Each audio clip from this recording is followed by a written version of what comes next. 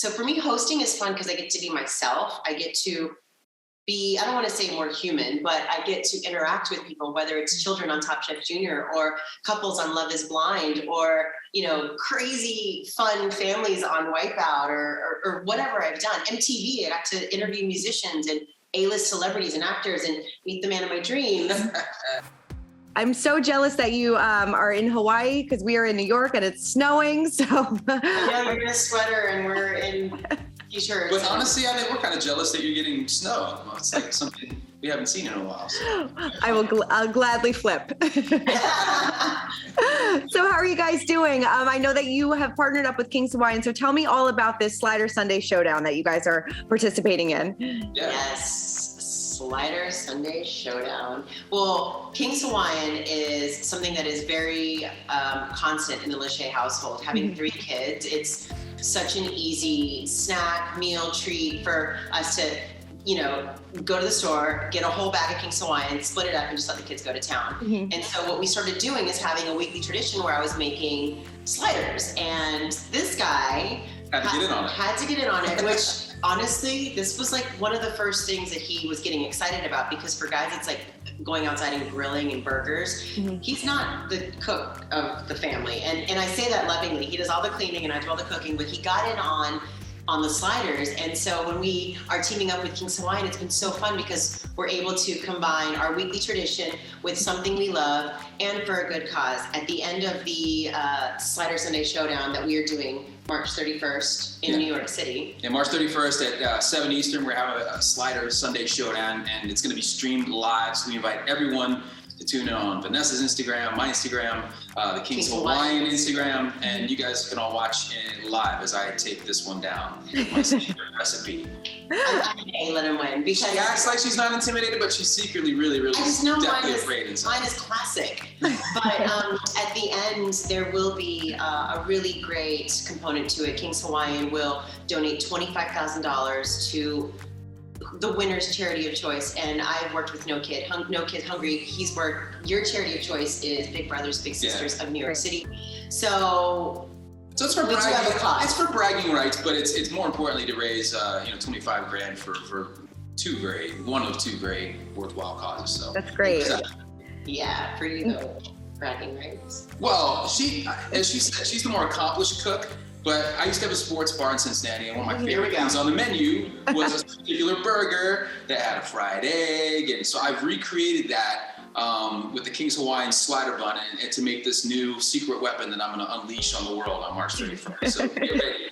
Get ready, everybody. Classic with the King's Hawaiian sweet roll. It's just baked ham, some Swiss, delectable mustard. It's easy. Everybody from kids to grown-ups alike will love it.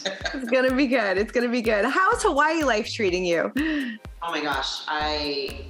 I've never felt more at home than I do in Hawaii. It's it honestly, I constantly tell him like how lucky I feel that we get to be here as a family, and this is where I feel like I'm meant to be. Being an Air Force brat, like traveling all around the world, I've never really felt like I was home until here.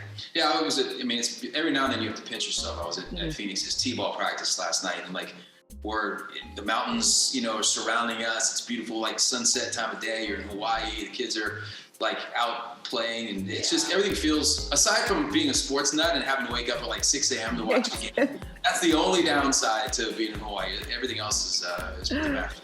Yeah. Vanessa, what's it been like teaming up with Wilmer? I know you posted this fun throwback photo of the two of you at TRL. So what's it like to kind of see it come full circle? Oh my gosh. So we filmed a crossover. It's gonna air late March. It is NCIS crossing over with NCIS Hawaii. So I'm on their show at the 9 o'clock hour, and then at the 10 o'clock hour, him and Katrina are on our show. And it was like we never left. We just started chatting, and I've talked to him like on the phone, and Nick is actually more friends with him than I am, them being like, guys and buddies. And it was just like we just picked up where we left off. But I will say, when he was on set, the entire time, I just kept singing, "We don't talk about Bruno." And I finally got him. It was like the second to last day. We were walking after we had like this crazy stunt scene. He was like, "We don't talk about Bruno." And I was like, "Oh, I don't have my phone on me." Wilmer singing, it just gets in your head. And I kept singing it, hoping, and sure enough, he came in on set. I love it. I love it. What's been more challenging, NCIS Hawaii or hosting Love is Blind? Well, it's different. You're right, totally. It's totally different. I was telling Nick this, like, what I love about, I've hosted ever since my first hosting opportunity was doing behind the scenes at Miss Teen USA when I was 18 years old. So for me, hosting is fun because I get to be myself. I get to be, I don't want to say more human, but I get to interact with people, whether it's children on Top Chef Junior or couples on Love is Blind or, crazy fun families on Wipeout or whatever I've done. MTV, I got to interview musicians and A-list celebrities and actors and meet the man of my dreams. But acting, you really get to dive into a role and play someone else. So it's really something very cool about being that person. I think for me, hosting is more fun because I get to be myself and I get to feel real human emotions. Acting is definitely more of a challenge, but being Jane Tennant on NCIS Hawaii is more fun because I get to be a badass. Yes. Like, I have tactical training. I come in on raids. I take down the bad guys, international, bad guys. So every time I come home with new bruises, like right now I have one on my knee. It's like a battle wound, and I'm proud. And I sent him videos. He's like, okay. No, we go to like a pool, and people see her bruised and battered body and give me the stink eye. I might have to, like, babe, you got to let them know what you do. Like, people can't think that you walk around with bruises all the time. What she doesn't really want to admit is that hosting Love is Blind with me is incredibly difficult. It's ass Hawaii. No, I have more fun hosting with you. The first thing we did was Miss Universe, and that was kind of like our trial, like how are we going to do together? Because we hosted one thing early on in our relationship. It was a New Year's Eve thing, and it was awful because I was coming off of live MTV, and he was coming. He's like, this isn't going to work. So we didn't host anything for like 10 years. It was like a bad double dutch. When you're trying to get it on the top, like, I can't. Oh, never mind. I'll just sit here. I love it. Well, I thought you guys did an absolutely amazing job hosting this season and handled yourselves beautifully at the reunion. And I hope you had a large glass of wine after that one. Oh my God, we may have. I think we actually documented that large glass of wine. You did. I saw, yeah. Did you guys ever expect the reunion to get so heated? I mean, it was, from all different aspects. There was, a lot of different emotions kind of going around. I think the thing about Love is Blind is, and the reason that we're also excited for another season of season 3, because every season's different. The cast is always different. There's really no way to predict or know how anyone is going to act at any given point. Yeah. So I don't think at least I didn't go in with any kind of expectation. I knew there were certainly some things that people felt like they wanted to get some closure on, and I think that those were accomplished for the most part. It wasn't always pretty as it happened, but it's really, when you're dealing with emotion and humans and their lives, and there's really no way to predict how that's all gonna go down, honestly. That's it, like human emotion. And we were there for, 3 to 4 hours talking to them. And there was, I know people are like, oh, I want to see the other 3 hours because you only got the 1 hour version. But there's a lot of emotion, both high highs, low lows. People were crying, people walked off set. Obviously, some of it got aired. That's kind of the beauty of the show, is that it's raw human emotion. And hopefully people can watch it and learn from it. And hopefully people can watch it and be intrigued by it. I think ultimately when Nick and I wanted to do this, we realized we shot season 1 November of 2018. Right. Mm-hmm. It didn't air until February of 2020. And we've now shot 2 and 3. We did that one already. Oh, wow. Is that we want people to start talking about seeing love in its true form, which is having an emotional foundation. Mm-hmm. And that, I think, is the ultimate layer. I mean, even psychologists say that if you have an emotional foundation, you are destined to have a lasting, loving relationship because you'll be able to communicate. The next layer of that, of course, is the physical side. Then it's introducing your lifestyle, whether it's your work or your family or the way that you live in your home. So there's many layers to a relationship, but definitely the foundation is an emotional one. And I think Love is Blind is doing a great job establishing how important that is and in showing people that once you have an emotional connection and foundation in your relationship, all the other stuff kind of like files in beautifully. Yeah, we've always tried to be very, very upfront with everybody and say, look, marriage is not an easy thing. Any relationship you care about is work. But when those tough times come and you have to kind of like find that strength to get through it, you rely on that emotional connection that I think Love is Blind does a great job of illustrating how important that is. You rely on that. That's your foundation. Right. So yeah, it's exciting to see. I mean, going into the reunion, what was that one thing that you were hoping to get resolved? I mean, obviously, as fans and viewers of the show as well, what did you really hope was kind of going to get kind of tied up into a little bow?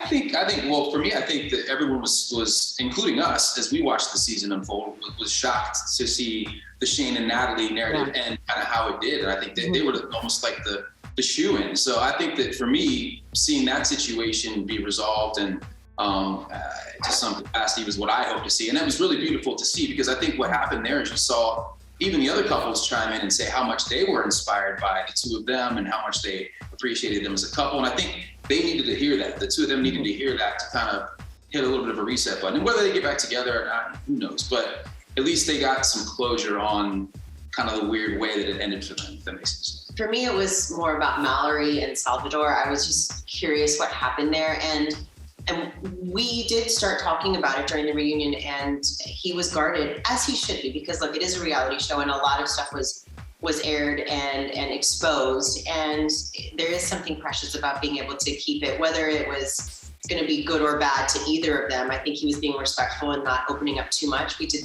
let it breathe, the interview side of it, and he wasn't going to go there, so we weren't going to push it because, we still want to be respectful of people's lives. And I've talked to Mallory since, and I've talked to all the girls since the reunion, and Mallory she's just such a sweet soul, and there's a whole other side of her that she didn't expose on air because at the same time she was trying to be guarded for love. And I just encourage her to show the world who she is now, which is so much easier said than done because people have preconceived notions of, the episodes that they saw and what they want to think. But all of our women were really strong, beautiful. I don't want to say surprised, but we're in our 40s now, and it's still new to us on working at our relationship, even though we've been together for almost 16 years. We still have, last night we had a disagreement, and then I come back in, I'm like, are we going to talk about this? And then we talk about it, and we're still working at it. And when I see these, they're in their 20s, these young women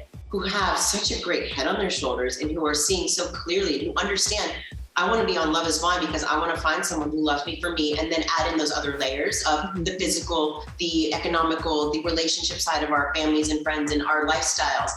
I love that. I love that there's a generation of women who truly just want to find their person. Yes, there are some people out there that it's a different dating world for them, but these women, I think season 2 was different with that. Season 1, don't you feel like season 1 they asked more like, what celebrity lookalike would you be? And it was just all very green and very innocent. And in season 2, the women were like, get to know me.